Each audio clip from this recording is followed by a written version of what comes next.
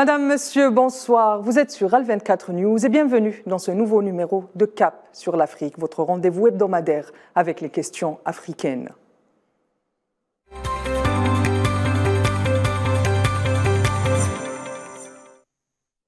Les richesses de l'Afrique ne s'énumèrent plus tant elles sont nombreuses. Énergie en tout genre, eau, terres agricoles, mais aussi une population jeune et qualifiée. Les Africains le savent, leur continent se situe désormais au cœur des grands enjeux mondiaux, et ce, de façon évidente. Dans cette Afrique, l'intégration, le développement sont devenus non seulement des enjeux, mais aussi des défis auxquels il faudra faire face ensemble. Et d'ailleurs, les initiatives se multiplient, notamment la ZLECAf ou encore l'Agenda 2063. Le dernier sommet de l'Union africaine a clairement affiché cette volonté d'en finir avec la marginalisation de l'Afrique. L'intégration, donc, ce nouveau combat africain, panafricain même, et il a déjà ses leaders, ses figures. Et l'Algérie est au cœur de ce combat.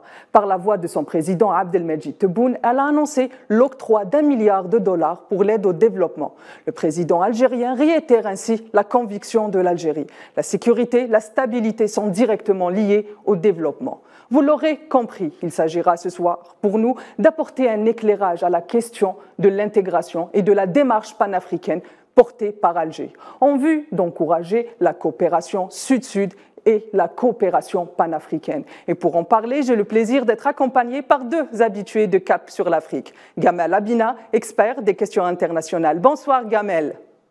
Bonsoir et merci pour l'invitation. Et Bayala Linoué, spécialiste de l'Afrique. Bonsoir Bayala. Oui, bonsoir Timon et bonsoir à mon copanéliste et c'est un plaisir d'être là. Et sans plus attendre, on entame la première partie de cette émission.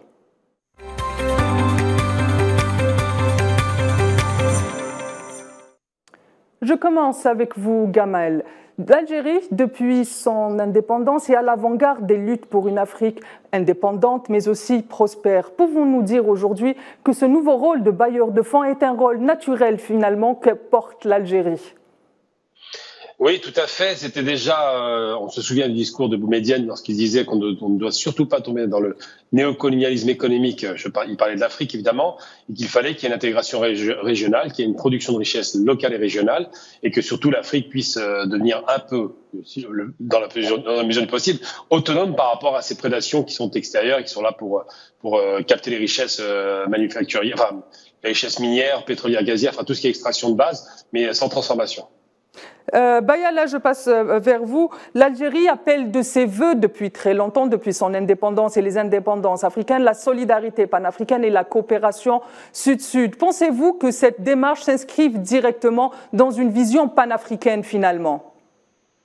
Oui, je pense que c'est une vision qui a assez tardé, mais comme on dit, mieux vaut tard que jamais, c'est une bonne idée. Nous devons de plus en plus nous investir pour co-gérer nos nations et co-gérer nos intérêts partagés en développant une coopération sud-sud ancrée sur le territoire africain et ancrée par des Africains eux-mêmes, parce qu'on ne saurait laisser pendant longtemps le destin de la coopération entre les mains des braconniers d'hier. Est-ce que vous pensez que cela pourrait être une sorte de chemin initiatique pour l'Algérie afin d'encourager la solidarité afro-africaine ? Oui, je crois absolument à cela. C'est une démarche qui a été pendant longtemps appelée par les leaders panafricanistes, les leaders visionnaires de Lumumba, en passant par Kwame Nkrumah, en passant par Nazer. Et ce sont des leaders qui ont toujours compris les enjeux et la nécessité d'un leadership sud-sud et d'une coopération qui éclaire nos propres politiques publiques pour le bonheur de nos populations. Et je pense que c'est quelque chose d'absolument bien vu et c'est précis et c'est à saluer. Gamel, à votre avis, quels sont les objectifs de la coopération sud-sud aujourd'hui en Afrique ? Déjà, il faut expliquer la méthode de la coopération sud-sud. Il y a beaucoup de travail d'intégration régionale qui sont mis en place, encouragé évidemment cela par l'Algérie. Il y a aussi beaucoup de coopération, on dira, nord-sud, nord de l'Afrique, sud de l'Afrique, ça commence à se développer, des intégrations régionales, comme je disais. Puis surtout, l'Algérie est très proactive là-dedans. Il faut se souvenir qu'en 2013, par exemple, elle a effacé une dette de 1 milliard de dollars des pays africains. À nouveau, en 2018, elle effacera la dette de 3,5 milliards de 14 pays africains, ce qui n'est pas rien. Et puis là, aujourd'hui, elle est dans une telle proactivité qu'elle propose non seulement de ne plus parler de dette, c'est un pays qui n'a pas de dette, l'Algérie, il faut pas l'oublier, mais surtout d'investir, cette fois-ci, dans des investissements structurants, des investissements qui permettent de créer de la richesse, qui permettent de stabiliser la région et de sortir de ces conflits régionaux ou séparatistes qui conduisent évidemment à chaque fois à une saignée. Donc l'Algérie est dans une démarche très proactive d'investissement, de pousser en termes d'intégration régionale, une volonté affichée évidemment d'être un des leaderships avec l'Afrique du Sud. D'ailleurs, n'oublions pas que l'Algérie a soutenu la libération et l'indépendance des Noirs africains par rapport au système raciste qui était en place. Donc l'Algérie, effectivement, est un modèle quelque part de volonté d'indépendance qui est affichée par sa révolution, et surtout les Africains l'ont bien vu. Et puis de l'autre côté, c'est un pays qui, avec le prix du martyre des Algériens, a démontré qu'on pouvait parfaitement avancer de façon sereine et de façon réellement proactive à partir du moment où on est déterminé et on y met les moyens, tout simplement. Bayala, je vous pose la même question. Aujourd'hui, la démarche initiatique d'Alger, comment elle pourrait avoir des effets positifs sur le reste du continent et comment est-ce que les autres pays peuvent la suivre justement dans cette démarche? Oui, je pense qu'elle permet de créer une perspective locale, une perspective endogène, de chapeauter les initiatives de coopération, les ensembles qui existent, que ce soit l'UA, que ce soit la CEMAC, que ce soit la CEDEAO, mais qui sont des ensembles territoriaux, politiques et économiques qui sont sous perfusion d'ensembles externe à l'Afrique. Et une initiative qui émane d'un acteur historique qui prend toute la portée de son importance dans ce nouveau jeu de réconfiguration géopolitique, géoéconomique, géomilitaire qu'est l'Algérie, parce que c'est quand même un parcours. C'est l'un des pays pionniers à avoir bravé les hostilités coloniales par une guerre qu'elle a gagnée. Et c'est encore des résistances très précises contre le terrorisme, et c'est aussi des actions dans le développement pour soutenir durablement la non-porosité des secteurs sur lesquels s'appuient les motifs d'insécurité ou d'insécurisation des environnements. Et donc, c'est un acte pionnier, c'est une main tendue pour dire que c'est possible entre nous, c'est possible que le Ghana s'engage et joue le même rôle auquel l'Algérie nous appelle aujourd'hui, l'Afrique du Sud, et je pense qu'il faut une levée de champions, de leaders africains pour vraiment porter sur les fonds baptismaux nos propres espoirs et nos propres rêves. L'Algérie, donc, s'apprête à jouer un nouveau rôle en Afrique. La Mecque des révolutionnaires poursuit sa marche commune avec l'Afrique et entame, sans plus attendre, la deuxième partie de cette émission.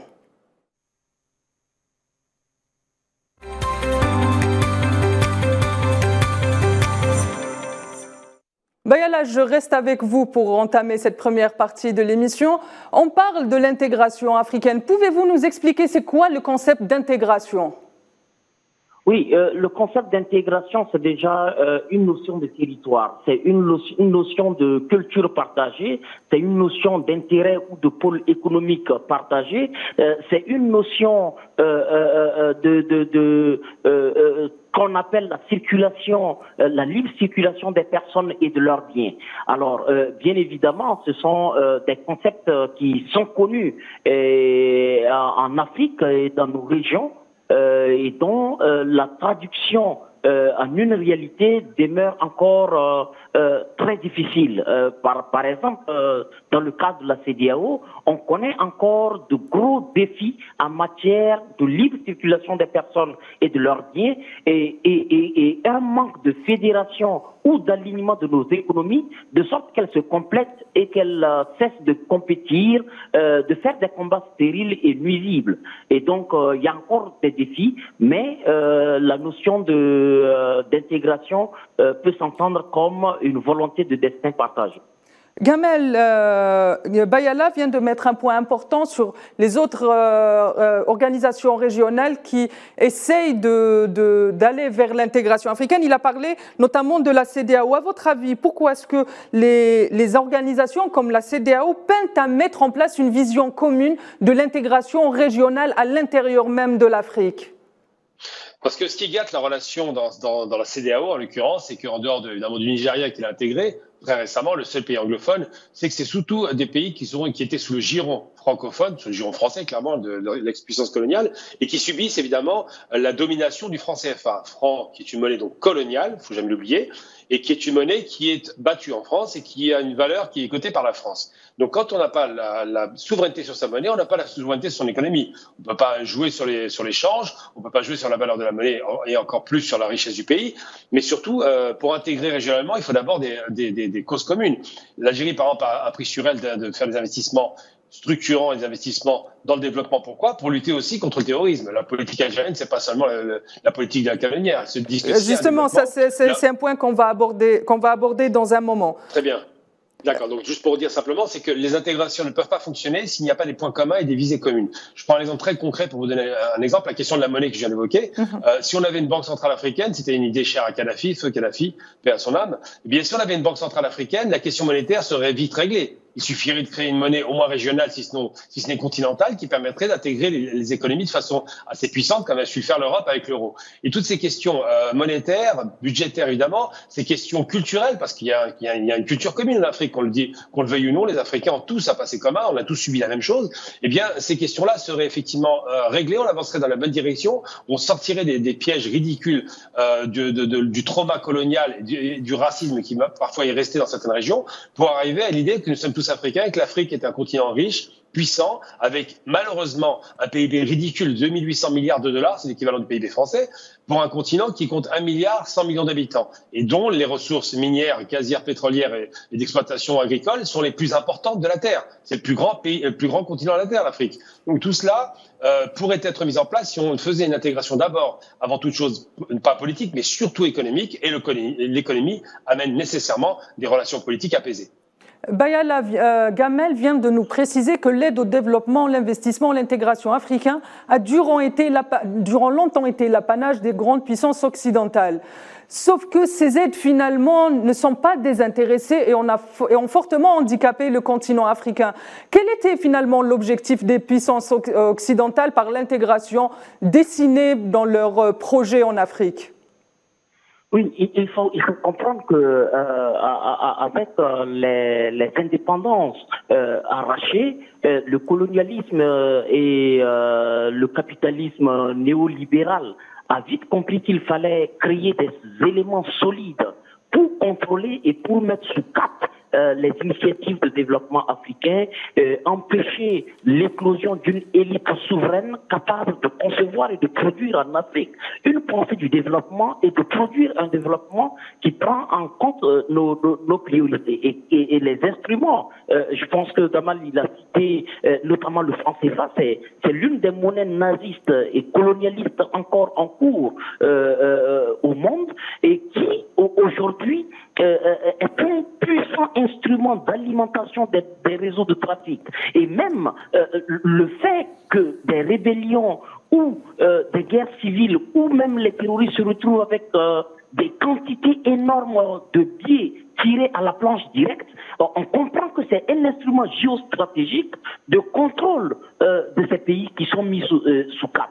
Alors, la diversion dans le développement se traduit par des intentions officielles d'aide au développement qui consistent à venir assister nos pays, mais comme Sankara l'avait dit, en lieu et place d'avoir de l'assistanat pour le développement, on a eu plutôt des assassins techniques, des gens qui sont venus nous divertir, qui sont venus déstructurer nos propres trajectoires et nous mettre dans des projets, dans des programmes de diversion qui ne regardent pas directement les priorités de nos peuples, qui ne regardent pas directement les exigences de créer plus de voiries, de créer une agriculture qui s'émancipe d'outils rudimentaires. Là, ça ne regarde pas les investissements, par exemple, de l'AFD. Elle ne s'en préoccupe pas avec juste raison que ce n'est pas dans leur intérêt de créer des mécanismes d'une aide qui nous aide à nous séparer de l'aide. Mais il faut plutôt, cette aide qui a été longtemps entretenue et qui le demeure du point de vue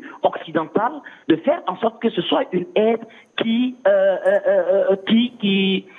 crée chez nous autres, les assistés, des mentalités de paresse, des mentalités de sous-imagination, et finalement, ça bloque toute une énergie de croissance économique, de croissance sur le plan militaire, d'autonomie. Et finalement, on a tous les secteurs de nos pays qui sont mis sous délégation, tous les secteurs clés qui sont mis sous sous-traitance, ce soit l'exploitation de nos richesses, ce soit les questions politiques et même idéologiques. Alors, nos ensembles politiques sont perfusés par des ensembles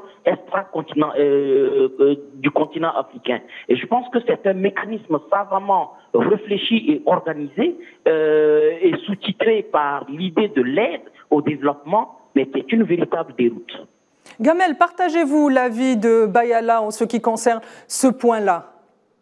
Oui, tout à fait. Il y a la raison. Il souligne le fait que l'AFD, donc l'Agence française de développement, ne développe que dans son nom. Mais dans les faits, le développement est extrêmement marginal et crée effectivement une situation de dépendance, donc de tutelle néocoloniale économiste qui est toujours présente.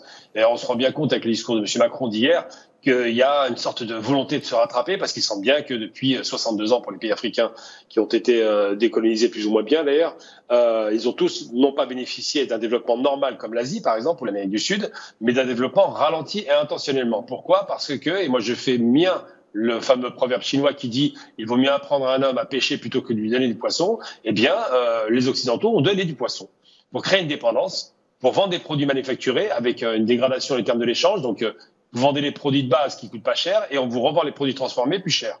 Tout cela pour dire que l'Afrique se retrouve dans une situation d'endettement et de précarité très avancée. L'Algérie a réglé la question de la dette parce qu'elle bénéficie de son pétrole et de son gaz, mais surtout que l'Afrique se trouve dans une situation où elle a payé au moins 5 ou 6 fois sa dette par le seul service de la dette. Donc l'intérêt de la dette a payé 6 fois la dette initiale. Ça crée une dépendance totale, ça crée un goulot d'étranglement, ça empêche les pays africains d'investir dans la souveraineté parce que quand on n'investit pas dans la recherche, le savoir et le développement agricole, industriel et technologique, eh bien on reste toujours sous dépendance. C'est ce qui s'est passé pendant trop longtemps. Aujourd'hui, la donne doit changer et l'Algérie, je pense, avec d'autres pays, va certainement concourir à faire cela. Vous venez de parler justement de...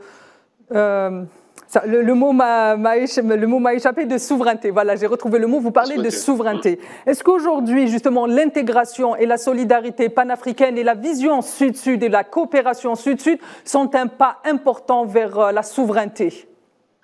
C'est le premier pas. D'abord, il y a deux aspects dans la souveraineté. La sécurité, qui est un aspect essentiel. Si on n'est pas en sécurité, on ne peut pas se développer, c'est évident. Le second aspect, c'est la souveraineté monétaire. Être capable non seulement d'avoir une monnaie qui tienne la route et qui soit une monnaie qui devienne une monnaie de référence, mais surtout la souveraineté dans la cotation de ses matières premières et de ses produits agricoles. Aujourd'hui, les produits agricoles sont cotés à Chicago. Les matières premières sont cotées à la City, à Wall Street. Donc tout cela, c'est un déficit de souveraineté très avancé parce que, évidemment, lorsque les Africains veulent vendre des produits, ils ne peuvent pas les négocier autrement que par les prix imposés par l'acheteur, ce qui est quand même pas normal. Et le seul cas où cette réalité s'est inversée, c'est pour le pétrole, avec la création de l'OPEP. Et je pense que l'Afrique, si elle crée un marché intérieur africain avec une bourse des valeurs, pourra imposer ses propres prix, comme l'avait fait l'OPEP en son temps et le gaz actuellement. Sinon, la souveraineté économique ne sera jamais de mise parce que c'est l'acheteur qui vous indiquera le prix d'achat et qui vous exploitera, alors que, logiquement, normalement, les Africains qui sont vendeurs devraient être en position de force. La question, évidemment, de l'uranium se pose aussi. Qui fait la cotation de l'uranium? Encore une fois, ça nous échappe. Donc, toutes ces questions doivent être soulevées, mais la souveraineté passe avant toute chose par la sécurité, évidemment. La souveraineté monétaire, donc c'est sa propre monnaie, non pas la monnaie faite par les Français. Et puis la souveraineté économique en sortant des pièges tendus par le CFA d'un côté ou tendus par le Commonwealth de l'autre. Tout à l'heure, je vais poser la question à Bayala. Tout à l'heure, Gamel a commencé par toucher un point qui est essentiel, c'est la sécurité. D'ailleurs, Alger affirme que le développement est le moyen le plus efficace pour lutter contre le terrorisme et autres abcès sécuritaires. Qu'en pensez-vous, Bayala?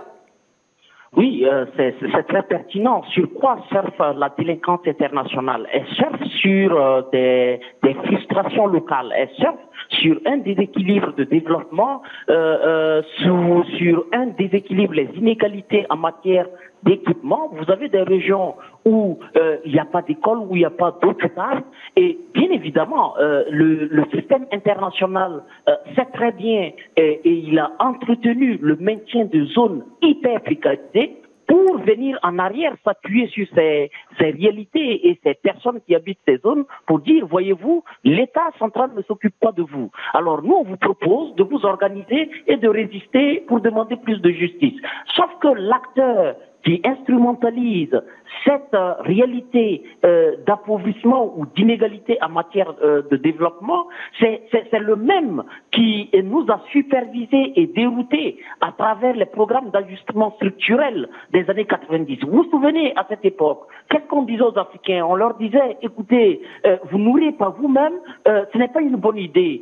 Asseyez-vous, nous on va mettre du riz dans des sacs, on va vous envoyer le blé et vous allez produire. Et vous n'avez pas besoin de développer l'agriculture. Nous allons développer ça chez nous et nous allons vous envoyer des produits finis. Alors, l'armée, non, vous n'avez même pas encore pu soigner tout le monde. Ça ne sert à rien de faire évoluer la technologie de votre armée, de faire évoluer ses capacités de maillage de votre territoire pour répondre aux besoins de souveraineté de vos territoires. Donc, on va éliminer des pans cruciaux de notre survie pour nous laisser suspendre en l'air dans une fragilité qui fasse en sorte que quand un terroriste tire quelque part, c'est tout l'État qui s'écroule, c'est tout le Sahel qui s'ébranle, parce que effectivement, à travers des programmes entretenus par des organismes internationaux qui disent officiellement que leur mission c'est d'accompagner les États, se retrouvent à être les véritables déstructurateurs des pays en développement. Et aujourd'hui, on ne peut pas résoudre de façon efficace et structurante la question de la sécurité si parallèlement un engagement fort et ferme n'est pas opéré au niveau de la réduction de la pauvreté, de la précarité des populations qui ont de plus en plus accès à la santé, accès à une éducation de qualité partout où ils sont et qu'ils ne soient pas obligés de migrer vers les centres urbains et que partout où ils sont sur le territoire, ils aient accès à cela. Et je pense que ça permet d'anticiper en amont sur les questions de déstabilisation strictement militaire. Gamel, à la lumière de ce que vient de nous dire Bayala, finalement, est-ce que la sécurité est un défi pour l'intégration ou un enjeu pour l'intégration?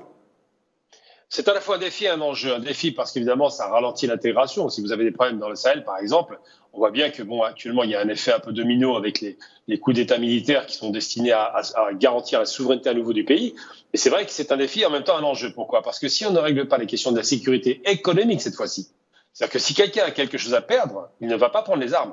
S'il a une famille, s'il a un travail, s'il a un avenir, si ses enfants sont à l'école, s'il a donc une vie normalement installée, ce dernier n'a pas besoin de ça et c'est la politique algérienne. Et je vais prendre un exemple très concret parce que Bayala vient d'évoquer une chose extrêmement grave qui a eu lieu effectivement dans les années 90. C'est ces fameux programmes d'ajustement structurel qui étaient commandés par le FMI, la Banque mondiale, pour obliger les pays à répondre à des diktats afin de leur ouvrir un porte-monnaie. Vous savez ce qu'a fait le docteur Mahathir en Malaisie quand il a entendu ça en 98, quand il y a eu la crise asiatique? Il a dit, eh bien, moi, je ne veux pas de ces programmes, je ne vais pas me débarrasser de mes fonctionnaires, je ne vais pas paupériser la population et créer des chômeurs, je vais accepter que le déficit se creuse. Je vais relancer la machine économique par les déficits. Et il a réussi son pari. Au bout de 5 ans, le pays était redressé. Eh bien, ces diktats faits par ces grands établissements internationaux occidentaux, d'ailleurs, rappelons-le, ces bailleurs de fonds, en règle générale, ont proposé des solutions extrêmement violentes qui n'ont pas apporté le bonheur, qui ont développé effectivement des risques sécuritaires dans le pays, puisque au bout d'un moment, des groupes séparatistes qui ne trouvent pas leur compte veulent en finir avec l'État central. Effectivement, la paupérisation va pousser les gens dans les radicalités, quelles qu'elles soient d'ailleurs, qu'elles soient religieuses ou autres, mais surtout que si on veut sortir de ces risques sécuritaires, il faut garantir d'abord et avant toute chose que les gens aient de quoi vivre et donc qu'ils aient quelque chose à perdre. Quand on n'a plus rien à perdre, le djihadisme est une possibilité séduisante de se dire qu'on va faire les choses pour Dieu, ou simplement des groupes séparatistes qui vont se dire on sera mieux tout seul sans ce pays qui nous apporte rien. C'est vrai que la question sécuritaire et la sécurité économique sont deux questions qui sont intimement liées. Je pense que c'est par là que pourra sortir les difficultés que traverse l'Afrique en général. Une dernière question avant de nous quitter. On ne peut pas bien évidemment échapper à cette question. L'Europe, l'Occident de façon générale s'intéresse de très près à l'intégration africaine. À votre avis, Bayala, pourquoi cet intérêt à l'intégration africaine vu de l'Europe et pas vu et dessiné à l'intérieur par l'Afrique elle-même? Oui, je pense que c'est le grand crime et le grand péché des rendez-vous ratés de la conférence de Moronvia et qui adhère à la vision occidentale du rassemblement contre celle africaine du rassemblement qui a de l'initiative de Casablanca. Nous savons que à la veille des indépendances, ces deux visions-là étaient très marquées et qu'il fallait concevoir des ensembles territoriaux, économiques, culturels, linguistiques africains qui émanent de l'imaginaire et de l'esprit des leaders africains eux-mêmes, tels qu'ils perçoivent leur trajectoire historique, tels qu'ils perçoivent leur devenir, et que ce ne soit pas des ensembles dans des enclos territoriaux dans lesquels les plongent les colons qui ont tracé, qui ont balkanisé le continent. Bien évidemment, aujourd'hui, le grand enjeu pour l'Europe, c'est que le monde occidental, ils jouent leur survie, une survie qui a été pendant longtemps alimentée de chantage, alimentée de gros mensonges, de fumisteries incroyables, et aujourd'hui, de plus en plus, s'émancipe une jeunesse qui n'est plus sous tutelle, qui n'est plus sous un dictat de pensée, et qui, par elle-même, est capable d'accéder à un certain nombre d'informations et de formations, et qui peut challenger à hauteur égale les autres. Et donc, on constate que de plus en plus les sentiments souverainistes légitimes émanant d'une jeunesse africaine partout sur le continent va remettre en cause les grands accords coloniaux de grosse impunité. Très bien, Bayala. Malheureusement, le temps qui nous est imparti est fini. Merci, okay, Bayala, pour cet éclairage et merci pour la pertinence de vos réponses. Merci. Et merci également à Gamel Abinat de nous avoir accompagnés durant ces 26 minutes. Toujours un plaisir de vous recevoir sur le plateau de Cap sur l'Afrique. Madame, Monsieur, vous l'aurez compris, c'est la fin de ce Cap sur l'Afrique. Je vous retrouve la semaine prochaine pour une nouvelle question africaine.